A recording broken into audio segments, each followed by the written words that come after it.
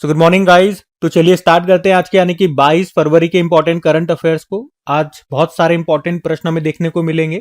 तो सबसे इंपॉर्टेंट प्रश्न ये रहा पहले आपके सामने कि अभी हाल ही में टाइम मैगजीन की वुमेन ऑफ द ईयर 2025 की सूची में किस भारतीय महिला को शामिल किया गया है। तो सही उत्तर हो जाएगा डॉक्टर पूर्णिमा देवी बर्मन को।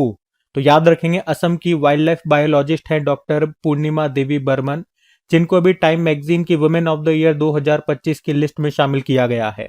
वैसे इस लिस्ट में पूरी दुनिया भर से 13 महिलाओं को शामिल किया गया, उनमें से ये एकमात्र भारतीय महिला है। तो इसीलिए प्रश्न हमारे लिए इंपॉर्टेंट होता है। पूर्णिमा देवी बर्मन की बात करें तो हमने कहा ये असम से हैं और ये 2 बार व्हीटली गोल्ड अवार्ड जीत चुकी हैं, 2017 और 2024 में। ये जो व्हीटली गोल्ड अवार्ड है ना, इसे ग्रीन ऑस्कर के नाम से भी जानते हैं, पर्यावरण संरक्षण के क्षेत्र में दिया जाता है। उन्होंने लुप्त प्राय हरगिला पक्षी ग्रेटर एडजुटेंट स्टार्क की आबादी बढ़ाने में मदद की है। बाकी टाइम मैगजीन की बात करें, अमेरिकी मीडिया कंपनी है जिसकी स्थापना होती है 1923 में। इसका मुख्यालय आपको न्यूयॉर्क अमेरिका में मिल जाएगा। अच्छा, टाइम मैगजीन से ही कुछ और करंट अफेयर्स के प्रश्न मैं आपको रिवाइज कर रहा हूं। तो टाइम मैगजीन ने अभी 2024 के विश्व के सबसे महान स्थानों की सूची जारी की थी। उसमें 3 भारतीय स्थान थे, हिमाचल प्रदेश में नार बुटीक होटल, हैदराबाद में मनम चॉकलेट फैक्ट्री और मुंबई में म्यूजियम ऑफ सॉल्यूशन। उसके अलावा टाइम मैगजीन ने आलिया भट्ट और साक्षी मलिक को 2024 के 100 सबसे प्रभावशाली लोगों की सूची में शामिल किया था। रिलायंस और टाटा को टाइम मैगजीन के विश्व की सबसे प्रभावशाली कंपनियों की सूची में शामिल किया। Time magazine person of the year 2024 चुने गए डोनाल्ड ट्रंप। और टाइम मैगजीन की 2024 की दुनिया की सर्वश्रेष्ठ कंपनियों की सूची में शीर्ष भारतीय कंपनी HCL थी। पूरी लिस्ट में ये 112वें स्थान पर थी और उसमें टॉप पर एप्पल कंपनी थी। तो 2024 में टाइम मैगजीन से ये कुछ इंपॉर्टेंट प्रश्न भी हमने रिवाइज कर लिए, ध्यान में रखना। अगला प्रश्न देखते हैं। फिर अगले में पूछ रहे अभी फरवरी 2025 में सोल लीडरशिप सम्मेलन 2025 के पहले संस्करण का भी आयोजन कहां पर किया गया। तो सही उत्तर होगा नई दिल्ली में। सोल मतलब हो गया स्कूल ऑफ अल्टीमेट लीडरशिप। तो सोल लीडरशिप सम्मेलन ये इसका पहला संस्करण है। तो प्रश्न इंपॉर्टेंट हो जाता है, कहां पर हुआ पहला संस्करण? नई दिल्ली के भारत मंडपम में, अभी 21 और 22 फरवरी 2025 को।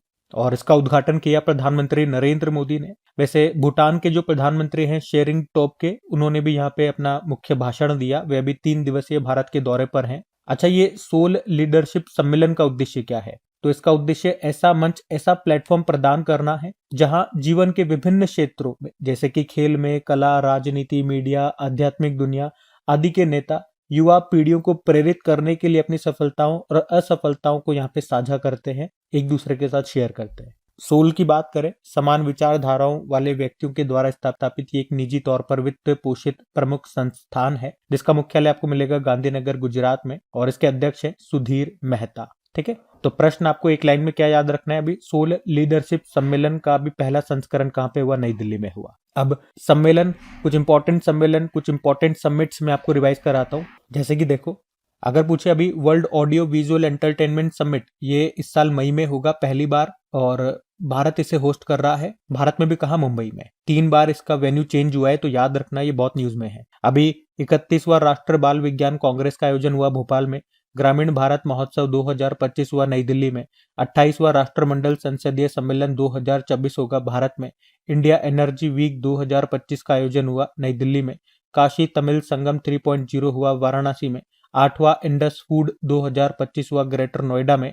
15वां एरो इंडिया 2025 का आयोजन हुआ बेंगलुरु में। तीसरा राष्ट्रीय खनन मंत्रियों का सम्मेलन हुआ अभी कोडाईसा में। और पहला ओलंपिक अनुसंधान सम्मेलन 2025 ये गुजरात के गांधीनगर में हुआ। ठीक है, ये 2025 के अभी कुछ इंपॉर्टेंट, मतलब 10 इंपॉर्टेंट सम्मेलन मैंने यहाँ पे रिवाइज करा है, इनको भी ध्यान में रखना। अगला प्रश्न देखते हैं। फिर अगले में पूछ रहे अभी हाल ही में पायलटों के लिए EPL यानी कि इलेक्ट्रॉनिक पर्सनल लाइसेंस जारी करने वाला भी दूसरा देश कौन सा बन गया? तो आंसर होगा भारत। तो दुनिया में अभी चाइना के बाद भारत ये नागरिक उड्डयन क्षेत्र में पायलटों के लिए EPL जारी करने वाला दुनिया का दूसरा देश बन गया है। अभी 20 फरवरी को ही हमारे जो नागरिक उड्डयन मंत्री हैं, सिविल एविएशन मिनिस्टर के राम मोहन नायडू, अभी उन्होंने नई दिल्ली में उड़ान भवन में पायलटों के लिए EPL की औपचारिक शुरुआत की है। क्या होता है ईपीएल? फुल फॉर्म मैंने आपको बता ही दिया, इलेक्ट्रॉनिक पर्सनल लाइसेंस। तो ये पायलटों के लिए, मतलब जो हवाई जहाज उड़ाते हैं, तो उन पायलटों के लिए फिजिकल लाइसेंस का ये एक डिजिटल वर्जन होगा जो उनके फिजिकल लाइसेंस की जगह लेगा। और इसे पायलट EGCA मोबाइल ऐप होता है, उसके जरिए कहीं से भी एक्सेस कर सकते हैं। मतलब अब प्रिंटेड कार्ड की जरूरत नहीं है, जो प्रिंटेड फॉर्म में, फिजिकल फॉर्म में जो लाइसेंस होता है उसकी जरूरत नहीं है। अब डिजिटली कार्ड, ऑनलाइन कार्ड होगा जो उनके लाइसेंस का काम करेगा। इसकी फुल फॉर्म आप जरूर याद रखना, ईपीएल की, electronic personal licence. Full form पे भी प्रश्न बन जाता है एग्जाम में। और इसे जारी करने वाला पहला देश पूछेंगे तो चाइना है, और दूसरा देश अभी बन गया है भारत। वैसे अंतरराष्ट्रीय नागरिक उड्डयन संगठन, इंटरनेशनल सिविल एविएशन ऑर्गेनाइजेशन की बात करें, स्थापना होती है 1947 में। हेडक्वार्टर मॉन्ट्रियल कनाडा में है। सदस्य देश है 193 और सेक्रेटरी जनरल है जुआन कार्लोस सालाजार। अब देखो यहाँ पे भारत न्यूज में है, तो मैं एक काम करता हूं, भारत और किन किन कारण से अभी न्यूज में था, कुछ इस तरह के प्रश्न मैं आपको रिवाइज करवाता हूं। देखो याद रखना, एक तो अभी जो 28वां राष्ट्रमंडल संसदीय सम्मेलन होगा 2026 में, ये भारत होस्ट करेगा। भारत और स्पेन 2026 को दोहरे वर्ष या यूं कह दो सांस्कृतिक, पर्यटन और एआई वर्ष के रूप में मनाएंगे। भारत ने दुनिया का भी सबसे पावरफुल हाइड्रोजन ट्रेन इंजन बनाया था। कितना पावर है? 1200 हॉर्स पावर। और भारत बिग डेटा और डेटा विज्ञान पर संयुक्त राष्ट्र विशेषज्ञों की समिति में शामिल हो गया है। फिडे चेस वर्ल्ड कप 2025 को भी भारत होस्ट करेगा। भारत की पहली इलेक्ट्रिक एयर टैक्सी का भी अनावरण किया, उसका नाम शून्य है। बेंगलुरु स्पेस एक स्टार्टअप है, सरला, उसने बनाया। ब्रिक्स युवा उद्यमिता सम्मेलन ये अभी भारत में होगा। और इंडिया जो है, मतलब भारत, यूरोड्रोन कार्यक्रम में शामिल हो गया है। वर्ल्ड हेल्थ ऑर्गेनाइजेशन ने विश्व फार्माकोपिया की 15वीं अंतरराष्ट्रीय बैठक का आयोजन अभी भारत में ही किया था, नई दिल्ली में। दूसरा ICC women's under 19 T20 world cup, ये मलेशिया में हुआ था, भारत ने जीत लिया साउथ अफ्रीका को हरा के। 14वीं एशियाई मत्स्य पालन और जलीय कृषि फोरम बैठक अभी भारत में हुई, नई दिल्ली में। ठीक है, तो इन सब कारण से अभी भारत न्यूज में था, तो ध्यान रखना। अगला प्रश्न देखते हैं। फिर अगले में पूछ रहे हैं, अभी हाल ही में अंतरराष्ट्रीय मातृभाषा दिवस कब मनाया गया? तो आंसर होगा 21 फरवरी को। हर साल 21 फरवरी को इंटरनेशनल मदर लैंग्वेज डे के रूप में मनाया जाता है। ये दिन भाषाई और सांस्कृतिक विविधता के महत्व की याद दिलाता है और दुनिया भर में संकटग्रस्त भाषाओं की सुरक्षा की आवश्यकता पर जोर देता है। और आपको बता दूं, वैसे ये दिन बांग्लादेश की पहल के कारण मनाया जाता है, क्योंकि 21 फरवरी 1952 को भाषा आंदोलन ने बांग्ला को आधिकारिक रूप से मान्यता दिलाने में महत्वपूर्ण भूमिका निभाई थी। पहली बार इस दिन को सन 2000 में मनाया गया था। थीम भी है अंतरराष्ट्रीय मातृभाषा दिवस की रजत जयंती समारोह।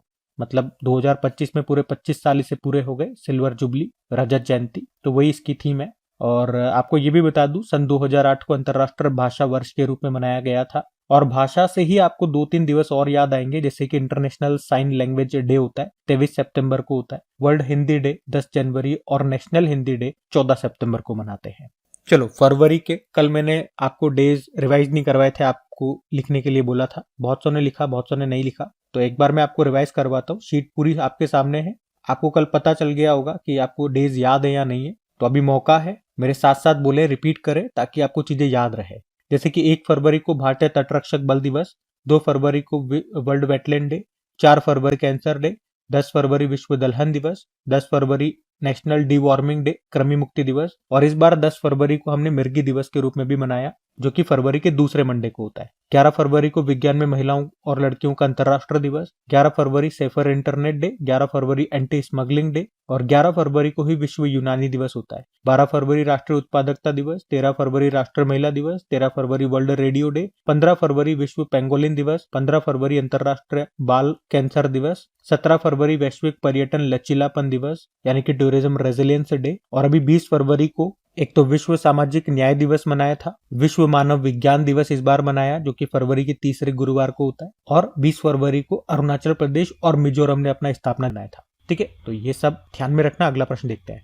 अच्छा, आगे बढ़े उससे पहले एक इंपॉर्टेंट बात मुझे आप लोगों को बतानी है। अपनी जो क्रेक एग्जाम एप्लीकेशन है, जहां से आप PDF डाउनलोड करते हो, क्विज लगाते हो, तो उसमें अभी आपको पता है डेली जो करंट अफेयर्स की क्विज है वो आपको मिल जाती है, वीकली और मंथली क्विज आपको मिल जाती है। वीकली मैंने सारी अपडेट कर दी है, मंथली जो है अभी भाई जनवरी मंथ ही निकला है, 2025 से बात कर रहा हूं मैं, इस साल से, है ना। जो भी होगा इस साल के लिए होगा अब, क्योंकि इससे पहले हमारी एप्लीकेशन काम नहीं कर रही थी, तो जो भी बात मैं बोल रहा हूँ वो इस साल के लिए बोल रहा हूँ। तो daily quiz weekly quiz, monthly quiz ये आपको मिल रही है। डेली करंट अफेयर्स की पीडीएफ वो आपको मिल रही है, जो डिटेल्ड पीडीएफ है, बिल्कुल फ्री में अवेलेबल होती है आपको। उसके अलावा अब टॉपिक वाइज क्विज के लिए मैंने आपको कल से बोल दिया है, टॉपिक वाइज क्विज आपको डेली मिलेगी। अगर आप हमारे पुराने स्टूडेंट्स हैं, रेगुलर हमसे जुड़े हुए हैं, तो पुरानी वाली जो हमारी एप्लीकेशन हुआ करती थी उसमें बहुत सारे हर टॉपिक पे आपको क्विज अवेलेबल थी प्रैक्टिस करने के लिए। तो इसमें भी उसी तरह से मैं हर टॉपिक की क्विज डालूंगा। अब एक साथ तो डलेगी नहीं, धीरे धीरे टाइम लगेगा, लेकिन धीरे धीरे मेरी कोशिश है हर दिन एक दो टॉपिक पे आपको क्विज मिलती रहे। जैसे कल मैंने जो अपडेटेड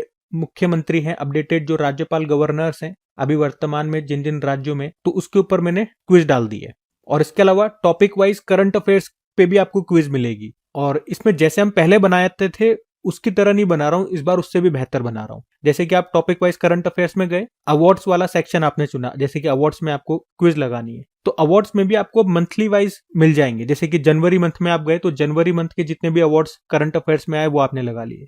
फरवरी में गए, फरवरी के सारे अवार्ड्स आपको मिल जाएंगे। तो मंथली वाइज होगा, टॉपिक वाइज मंथली वाइज होगा। जैसे अपॉइंटमेंट्स में गए, मिलिट्री एक्सरसाइज सम्मेलन, वो हर मंथ के आपको उसका क्विज मिल जाएगा। इस बार इस तरह से मैं प्लान कर रहा हूँ, ठीक है। तो इससे भी आपको मदद मिलेगी। साथ में टॉपिक वाइज जो स्टैटिक जीके होती है वो भी मैं डालूंगा ही सही। इसके अलावा एक और नया इनिशिएटिव स्टार्ट कर रहा हूँ, ये आप लोगों के लिए बहुत काम आएगा। क्या सुनना, हर दिन, अब से हर दिन मैं 20 क्वेश्चंस का, 20 क्वेश्चंस का आपसे टेस्ट लिया करूंगा। और ये 20 क्वेश्चन कहां से लूंगा, तो पिछले एक साल में, माने आप पिछले एक साल में से वो 20 क्वेश्चन में कहीं से भी लेके आऊंगा। कोई सा भी महीना हो सकता है, दिसंबर में से उठा लूं, नवंबर में से उठा लूं, या हर महीने में से एक एक क्वेश्चन उठा लूं। तो इस तरह से मुझे 20 क्वेश्चन इंपॉर्टेंट कलेक्ट करने हैं और डेली आपका टेस्ट लेना है। समझ गए? पिछले एक साल में से डेली 20 क्वेश्चनों का मैं आपसे टेस्ट लूंगा और ये डेली होगा। और इतना ही नहीं, आपकी जो रैंकिंग शो होती है क्विज में, अगले दिन यहाँ पे मैं शो भी करूंगा। हालांकि वीडियो के लास्ट में करूंगा ताकि आपको भी थोड़ा सा मोटिवेशन मिले। साथ में आपका एनालिसिस भी होगा कि जो करंट अफेयर्स आप लोग पढ़ के आ चुके हो उनमें से सेलेक्ट करके 20 क्वेश्चन अगर मैंने पूछ लिया आपसे, तो आप उन्हें हल कर पा रहे हो या नहीं कर पा रहे, ये जरूरी भी है। और ये आज ही से मैं चालू कर दूंगा। अच्छा, क्विज कब अपलोड होगी? अपने एप्लीकेशन में अभी ये कमी है डेवलपर की तरफ से कि नोटिफिकेशन जाते नहीं है। हालांकि उसका मैंने चार्ज दिया, पे किया, लेकिन नोटिफिकेशन नहीं जाता। मैं बोल चुका हूं 3-4 बार, कोई मतलब नहीं है, बार बार बोलना मुझे अच्छा भी नहीं लगता। तो नोटिफिकेशन का एक काम करना, अपने टेलीग्राम चैनल को ज्वाइन कर लेना, तो जब भी क्विज अपलोड होगी वहां पे मैं नोटिफाई कर दूंगा, जैसे मैंने कल भी किया था। तो टेलीग्राम को ज्वाइन करके रख लो, फ्री में ज्वाइन होता है, पैसे नहीं लगते, नोटिफिकेशन आपको मिल जाएंगे, ठीक है। तो अब क्रैक एग्जाम एप्लीकेशन में ये सभी इंपॉर्टेंट क्विजेज आने वाली है, तो अपनी प्रैक्टिस बनाए रखना। आप लोगों की प्रैक्टिस के लिए ही मैं ये सब अपलोड कर रहा हूँ सीधे टाइम निकाल करके। मेरा काम है चीजों को सेलेक्ट करके, ढूंढ करके आपको प्रोवाइड कराना। प्रैक्टिस आप ही को करनी पड़ेगी, बार बार प्रैक्टिस करते रहना है जब भी आपको समय मिलता है, ताकि अगर कोई क्वेश्चन गलत हो रहे हैं आपसे, बार बार लगाते रहोगे तो वो दिमाग में छप जाएंगे, एग्जाम में वो गलत नहीं होंगे। कहने का मतलब ये है। तो टेलीग्राम और क्रैक एग्जाम एप्लीकेशन दोनों का लिंक डिस्क्रिप्शन बॉक्स में है। एप्लीकेशन को प्ले स्टोर में जाकर के आप डाउनलोड भी कर सकते हैं। बाकी सेशन पसंद आए तो वीडियोस को लाइक जरूर करना, मेहनत अच्छी लगे तो दोस्तों के साथ में स्टडी ग्रुप में एक बार शेयर कर देना। अभी चलो अगले प्रश्न की ओर बढ़ते। फिर अगले में पूछ रहे हैं, अभी हाल ही में किस देश ने ओपेक प्लस समूह में सदस्य के रूप में शामिल होने की घोषणा कर दी है? तो आंसर होगा ब्राजील। तो अभी ब्राजील ने तेल उत्पादक देशों का जो ओपेक प्लस ग्रुप है उसमें सदस्य के रूप में शामिल होने की घोषणा कर दी है। ब्राजील, आपको बता दो, दुनिया का 7वां सबसे बड़ा ऑयल प्रोड्यूसिंग कंट्री है। ओपेक मतलब तो आप जानते हो ना, organisation of petroleum exporting countries, यानी कि ऑयल प्रोड्यूसिंग देशों का ये एक अंतरराष्ट्रीय संगठन है। इसकी स्थापना होती है 14 सितंबर 1960 में बगदाद, इराक में, और इसका मुख्यालय आपको मिलेगा वियना, ऑस्ट्रिया में। और वर्तमान में ओपेक में कितने सदस्य देश हैं? तो 12 हैं। और कुछ समय में आप देखोगे तो ओपेक से 2-4 देश वो अलग हो चुके हैं, जैसे कि इक्वाडोर, इंडोनेशिया, कतर, अंगोला, ये सब इससे अभी बाहर हो चुके हैं। वर्तमान में 12 इसके सदस्य देश हैं। और ओपेक प्लस की बात करें तो ये 2016 में बना था। इसमें सदस्य देश कितने हैं? तो ओपेक वाले जो 12 सदस्य हैं वो तो है ही सही, इसके अलावा 10 अन्य प्रमुख तेल उत्पादक देश इसमें शामिल हैं, और अभी ब्राजील भी इसमें शामिल हो गया। तो अब टोटल ओपेक प्लस में कितने सदस्य देश हो गए? 23 हो गए, ठीक है। तो वन लाइन में यही याद रखना है, ओपेक प्लस समूह में अभी कौन सा देश शामिल हो गया? तो ब्राजील शामिल हो गया। अब पहले मैं आपको ब्राजील ले चलता हूं, उसके बाद मैं आपको रिवाइज कराऊंगा कि अभी कौन कौन से देश किसमें नए मेंबर बने, सदस्य बने, उस तरह के प्रश्न। देखो ये रहा मैप में ब्राजील, साउथ अमेरिकी कॉन्टिनेंट में आता है। कैपिटल होती है ब्राजीलिया, करेंसी है ब्राजीलियन रियल, और प्रेसिडेंट है लूला दा सिल्वा। अभी आपने पढ़ा होगा कि ब्राजील की एक नन है इनाह केनाबारो लुकस, ये ब्राजील की है और अभी दुनिया से उम्र दराज इंसान बन गई, 116 बरस आयु है। 2024 में G20 को होस्ट किया था ब्राजील ने और 2025 में ब्रिक्स समिट को होस्ट कर रहा है ब्राजील। और यहाँ पे एक और पॉइंट नोट कर लो कि ब्राजील इस बार 2025 नवंबर महीने में कोप 30 का भी आयोजन या कोप 30 को भी होस्ट करेगा ब्राजील, जिसका संबंध क्लाइमेट चेंज से है। पिछले साल आपको याद होगा कोप 29 का आयोजन कहाँ पे हुआ था, बाकू अजरबैजान में हुआ था, इस बार ब्राजील में होगा। कॉफी के बागानों को फेजेंडा कहते हैं यहाँ पे, और घास के मैदान कैंपस घास के मैदान कहलाते हैं। सेंटोस बंदरगाह ये आपको यहीं पे मिलेगा। और 1992 में पहला पृथ्वी सम्मेलन ये रियो डी जेनेरियो में हुआ था। और 2027 में जो वुमेन्स फुटबॉल वर्ल्ड कप है ये ब्राजील में होंगे। ये प्रश्न भी एग्जाम में आया था, ध्यान रखना। तो ये तो हमने ब्राजील की बात कर ली। अब देखो जो मैं आपको प्रश्न रिवाइज करा रहा हूं, नए सदस्य बने हैं किन किन ऑर्गेनाइजेशंस में। G20 इसमें नया सदस्य बना था कौन, अफ्रीकन यूनियन। जब 2023 में भारत ने इसको होस्ट किया था तब इसका मुख्यालय अदीस अबाबा इथोपिया में है। और पिछले साल ब्रिक्स में 4 देश शामिल हुए थे, Iran, UAE, Ethiopia, Egypt. Argentina ने शुरुआत में मना कर दिया था, सऊदी अरब ने बाद में मना कर दिया था। और इस साल इंडोनेशिया इसका 10वां नवीनतम सदस्य बन गया। आसियान का 11वां सदस्य ईस्ट तिमोर या तिमोर लेस्ते बना। शंघाई कोऑपरेशन ऑर्गेनाइजेशन का 10वां सदस्य बेलारूस बना और 9वां ईरान बना था। इंटरनेशनल मॉनेटरी फंड का 190वां देश एंडोरा है। वर्ल्ड बैंक का 189 नंबर का है नाउरू। यूनाइटेड नेशन का 193 नंबर का साउथ सुडान है। नाटो का 32वां सदस्य स्वीडन बना। इंटरनेशनल सोलर अलायंस का 100वां सदस्य देश पराग्वे बना था, 99 नंबर का स्पेन। और 101वां नेपाल बना और 105वां भी लेटेस्ट फुल मेंबर मालदोवा बना है। यूरो करेंसी को अपनाने वाला 20वां सदस्य देश क्रोएशिया है। उसके अलावा संयुक्त राष्ट्र कमान में 18वां सदस्य देश बना जर्मनी। न्यू डेवलपमेंट बैंक का नया सदस्य अल्जीरिया बना। एशियन डेवलपमेंट भी 69 नंबर का मेंबर बना इजराइल। और एशियन इंफ्रास्ट्रक्चर इन्वेस्टमेंट बैंक का नवीनतम सदस्य नाउरू बना 110वां। इंटर पार्लियामेंट्री यूनियन का 181वां सदस्य बना जमाइका। इंटरनेशनल कॉपर एसोसिएशन का नया मेंबर हिंडाल्को बना। भारत जो है ये बिग डेटा और डेटा विज्ञान पर संयुक्त राष्ट्र विशेषज्ञों की समिति में शामिल हो गया। ब्रिक्स ग्रुप का नया पार्टनर स्टेट नाइजीरिया बना। ठीक है, तो लगभग 18 प्रश्न मैंने इसी तरह के आपको और रिवाइज कराए, ध्यान में रखना। अगला प्रश्न देखते हैं। फिर अगले में पूछ रहे अभी हाल ही में जारी फ्यूचर ब्रांड इंडेक्स 2024 में टॉप पर कौन है, तो आंसर होगा सैमसंग।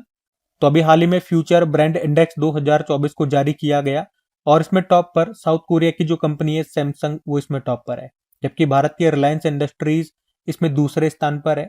2023 में रिलायंस इंडस्ट्रीज 13वें स्थान पर थी, तो 11 स्थान की छलांग लगा करके ये दूसरे स्थान पे आ गई। और ये पहली बार भी है जब किसी भारतीय कंपनी ने इस लिस्ट में टॉप 3 में जगह बनाई हो। ये जो रैंकिंग है ये कंपनियों की उनकी फाइनेंशियल परफॉर्मेंस के आधार पर जारी नहीं की जाती है, बल्कि पिछले एक दशक में यानी कि 2014 से लेकर भी 2024 तक कंपनी ने कैसा प्रदर्शन किया है उसके आधार पर यह रैंकिंग जारी की जाती है। तो पहले स्थान पे सैमसंग है, दूसरे पे रिलायंस इंडस्ट्रीज है, ये ध्यान रखना। अगला प्रश्न देखते हैं। अच्छा, अगला प्रश्न क्या, रैंकिंग वाला प्रश्न है ना, इंडेक्स वाला। चलो 2025 के कुछ इंपॉर्टेंट इंडेक्सेस में आपको रिवाइज कराऊं। जैसे कि अभी 2023 में वस्त्र और परिधान के निर्यात में भारत विश्व में 6ठे स्थान पर है, टॉप पर चाइना है। ग्लोबल एजिंग इंडेक्स में भारत 123 पे है, टॉप पे स्विट्जरलैंड है। टॉम ट्रैफिक इंडेक्स में टॉप पर कोलकाता है और विश्व में टॉप पर कोलंबिया का बैरंक्विला है।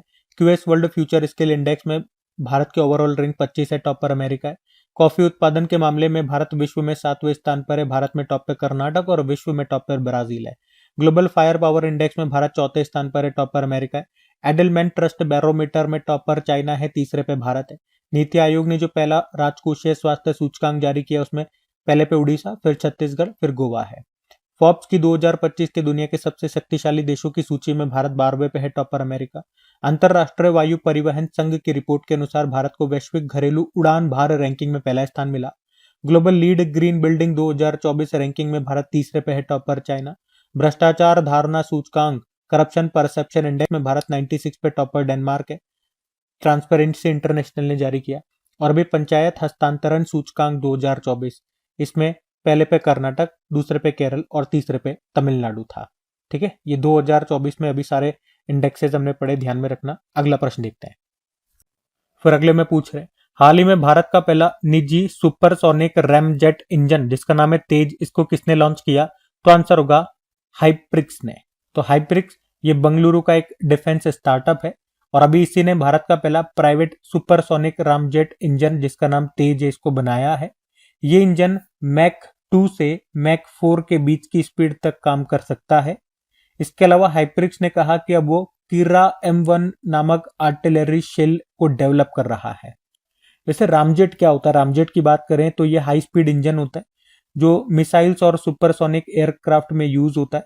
और ये जो रामजेट इंजन होते हैं ये आप कह सकते हो मैक 3 से मैक 6 के बीच की गति दे सकते हैं, स्पीड दे सकते हैं। इसके अलावा एक स्क्रैमजेट इंजन भी होता है जो मैक 6 और उससे ज्यादा की गति दे सकते हैं, जिन्हें हाइपरसोनिक मिसाइल्स और एयरक्राफ्ट में यूज किया जाता है। अच्छा, यहाँ पे हम मैक की बात कर रहे हैं। मैक मतलब होता है स्पीड ऑफ साउंड। जैसे कि अगर सुपरसोनिक और हाइपरसोनिक तो आपने सुना ही होगा। जैसे कि हमारी जो ब्रह्मोस है ये सुपरसोनिक क्रूज मिसाइल है। तो सुपरसोनिक अगर कोई ऑब्जेक्ट होगा, सुपरसोनिक स्पीड है, तो कितनी स्पीड होती है? सुपरसोनिक मतलब 1 मैक और 5 मैक के बीच में इसकी स्पीड होती है तो उसे सुपरसोनिक कहते हैं। 5 मैक से ज्यादा स्पीड होगी तो उसे हाइपरसोनिक कहते हैं। ठीक है, तो यहाँ प्रश्न में हमने देखा भारत का पहला निजी यानी कि प्राइवेटली किसी ने एक सुपरसोनिक रैमजेट इंजन तैयार किया है, उसको नाम दिया तेज, और ये बनाया है हाइप्रिक्स ने, बंगलुरु का एक स्टार्टअप है, डिफेंस स्टार्टअप। अच्छा, इसी तरह से कुछ प्राइवेट स्टार्टअप्स कंपनी ने स्पेस के क्षेत्र में कुछ काम किया, वो मैं आपको बताता हूँ। अगर पूछे भारत का पहला हाइब्रिड रॉकेट ये कहां से लॉन्च किया गया था? तमिलनाडु के चेंगलपट्टू के पट्टीपुलम गांव से। भारत का पहला निजी तौर पर विकसित रॉकेट का नाम विक्रम एस है और इसको बनाया था स्काई रूट एरोस्पेस कंपनी ने। भारत का पहला निजी तौर पर क्रायोजेनिक रॉकेट इंजन का परीक्षण किया था जिसका नाम धवन 1 है। भारत का पहला निजी पायलट इंजन कारखाना कहां पे खोला गया? चेन्नई में। किसने खोला? अग्निकुल कॉस्मोस जो स्टार्टअप कंपनी है उसने। तो ये पॉइंट्स भी आप ध्यान में रखना। अगला प्रश्न देखते हैं। फिर अगले में पूछ रहे हैं, हाल ही में भारत सरकार ने वित्त मंत्रालय के मुख्य आर्थिक सलाहकार का कार्यकाल 2 सालों के लिए बढ़ा दिया है। तो यही पूछ रहे हैं मुख्य आर्थिक सलाहकार का नाम क्या है? तो आंसर होगा वी अनंत नागेश्वरन। तो वित्त मंत्रालय के मुख्य आर्थिक सलाहकार हैं हमारे वी अनंत नागेश्वरन, और अभी भारत सरकार ने इनका जो कार्यकाल है वो 2 सालों के लिए बढ़ा दिया, यानी कि 31 मार्च 2027 तक ये इस पद पर बने रहेंगे। वे वैसे 2022 जनवरी में ही केवी सुब्रमण्यम के स्थान पर चीफ इकोनॉमिक एडवाइजर मुख्य आर्थिक सलाहकार बने थे। मुख्य आर्थिक सलाहकार ये वित्त मंत्रालय में फाइनेंस मिनिस्ट्री के आर्थिक मामलों के विभाग के आर्थिक प्रभाग का प्रमुख होता है। अगर पूछे हमारे पहले चीफ इकोनॉमिक एडवाइजर कौन रहे, तो जे अंजारिया रहे 1956 से 1961 तक। अच्छा, ये वी अनंत नागेश्वरन जी की बात हो रही है। कुछ बुक्स में इनसे संबंधित बताता हूं जो इन्होंने लिखी है, तो एक बार देख लो, इनकी बात चल रही है। तो the economic of derivatives, the rise of finance, causes, consequences, curves, ये कुछ बुक्स हैं जो इनके द्वारा लिखी गई है। अच्छा, एक बार ऑप्शन पे नजर डालिए। ज्ञानेश कुमार अभी हमारे नए मुख्य चुनाव आयुक्त, चीफ इलेक्शन कमिश्नर बने थे 26वें नंबर के। संजय मल्होत्रा आरबीआई के नए गवर्नर बने, ये भी 26वें नंबर के। और वी नारायणन ये इसरो के नए अध्यक्ष बने 11वें नंबर के। अब एक होमवर्क प्रश्न आपको दे रहा हूं, अपॉइंटमेंट का है। हमारे नए अभी नियंत्रक एवं महालेखा परीक्षक, comptroller and auditor general of India, ये कौन बने थे? नए बन गए हैं। इनका नाम भी इंपॉर्टेंट है, तो इसका उत्तर आप लोग दीजिए। और यूपीएससी की अभी नई हेड भी बन गई है, चलो इसका भी उत्तर दे दो। संघ लोक सेवा आयोग की नई अध्यक्ष कौन बन गई है? ये 2 अपॉइंटमेंट के प्रश्न मैंने पूछ लिए। बताओ, हम अगला प्रश्न देखते हैं। फिर अगले में पूछ रहे हैं कि हाल ही में किस राज्य या यूनियन टेरिटरी ने अभी मृत अंगदाताओं और उनके परिवारों को सम्मानित करने की अभी एक नई पॉलिसी शुरू की है, घोषित की है? तो आंसर होगा पुडुचेरी ने। तो अभी केंद्र शासित प्रदेश पुडुचेरी की सरकार ने अंगदाताओं को उनके जीवन रक्षक योगदान के लिए सम्मानित करने का निर्णय लिया है। तो इससे क्या होगा? एक तो अंगदान के बारे में जागरूकता बढ़ेगी और अंगदाताओं के परिवारों को सार्वजनिक रूप से सम्मानित किया जाएगा। अच्छा, जब भी अंगदान की बात आती है ना, तो एक प्रश्न मन में आना चाहिए कि मनुष्य या ह्यूमन बॉडी के कितने अंगों का दान किया जा सकता है? तो मुख्य रूप से 6 अंग हैं जो डोनेट किए जा सकते हैं, जैसे कि किडनी हो गया, हार्ट, लंग यानी कि फेफड़े हो गए, लीवर यानी कि यकृत, अग्नाशय पेनक्रियाज हो गया, और आंतें यानी कि इंटेस्टाइन, और आंत हो गई यानी कि इंटेस्टाइन। वैसे एक अंगदान दिवस भी मनाते हैं हम भारत में, वो 3 अगस्त को होता है। और क्यों मनाते हैं 3 अगस्त को ही? क्योंकि इसी दिन 3 अगस्त 1994 1994 को देश में पहला सफल हार्ट ट्रांसप्लांट किया गया था। और याद रखना, देश में किस महीने को अंगदाता माह के रूप में मनाया जाता है, तो वो जुलाई का महीना है। अब बात यहाँ पे पुडुचेरी की है, तो ये रहा मैप में पुडुचेरी। ये भारत में एक फ्रांसीसी उपनिवेश, आपको बताइए भारत में एक फ्रांसीसी उपनिवेश हुआ करता था, पर 1963 में यह आधिकारिक तौर पर भारतीय संघ का हिस्सा बन गया। वैसे इसे भारत का छोटा फ्रांस या पूर्व का फ्रेंच रिवेरा भी कहा जाता है। इसमें 4 क्षेत्र आपको मिलेंगे, पुडुचेरी, कराईकल, माहे और यनम। मुख्यमंत्री कौन है यहाँ के? एन रंगास्वामी है। अच्छा, जो मैंने आपको कल क्विजेस बना के दिए ना मुख्यमंत्रियों पे, गवर्नर पे, तो इसी तरह से जो यूनियन टेरिटरीज है उनके अलग से मैंने आपको क्विज बना करके दिए, क्योंकि बहुत सारे स्टूडेंट्स इसमें कंफ्यूज हो जाते हैं कि कौन कौन से यूनियन टेरिटरीज हैं, कहाँ पे एडमिनिस्ट्रेटर यानी कि प्रशासक और लेफ्टिनेंट गवर्नर, उपराज्यपाल होते हैं। तो उसमें अलग से मैंने क्विज बनाई है, टॉपिक वाइज सेक्शन में जाकर के देख लेना, मिल जाएगी आपको। याद है तो अच्छी बात है, प्रैक्टिस हो जाएगी, लेकिन क्विज के माध्यम से अगर नहीं याद चीजें तो 4-5 बार जब एक ही एक क्विज को लगा लोगे ना, तो वो चीजें आपको याद हो जाएगी। बिल्कुल अपडेटेड बना करके दिए मैंने आपको। ठीक है, अभी अगले प्रश्न की ओर बढ़ते हैं।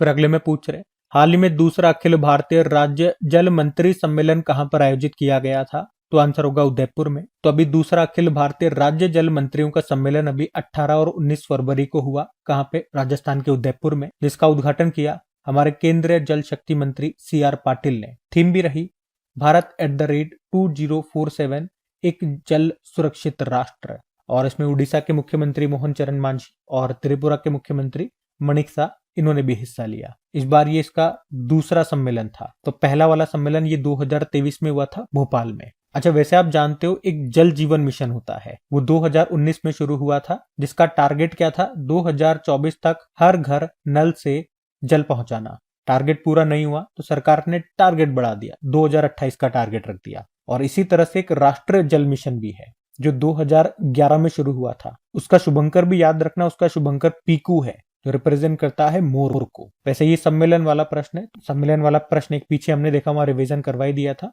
ठीक है, तो आज इसको यहीं तक रखते हैं। ये थी आज की हमारी करंट अफेयर्स की क्लास। कमेंट करके जरूर बताइएगा सेशन आपको कैसा लगा। अच्छा लगा तो एक बार फिर से याद दिला रहा हूँ, रिक्वेस्ट कर रहा हूँ, वीडियो को लाइक नहीं करा तो लाइक जरूर करना। केवल वीडियो की स्क्रीन को टच करना है, 1 सेकंड का वक्त लगेगा। और अपने दोस्तों के साथ में स्टडी ग्रुप में शेयर जरूर कर देना। मैं समझूंगा मेरी मेहनत सफल हो गई अगर आप लोग वीडियोस को सपोर्ट करेंगे तो। बाकी मैं तो मेहनत कर ही रहा हूँ आप लोगों के लिए, ये वीडियो में भी और अब क्विज की फॉर्मेट में भी आपको अच्छी अच्छी क्विजेस बना करके देने की कोशिश है। बाकी देखते हैं आप लोग सपोर्ट करते हैं नहीं करते। चलो फिर अभी कल के करंट अफेयर्स का क्विक रिवीजन कर लेते हैं और सेशन एंड करते हैं।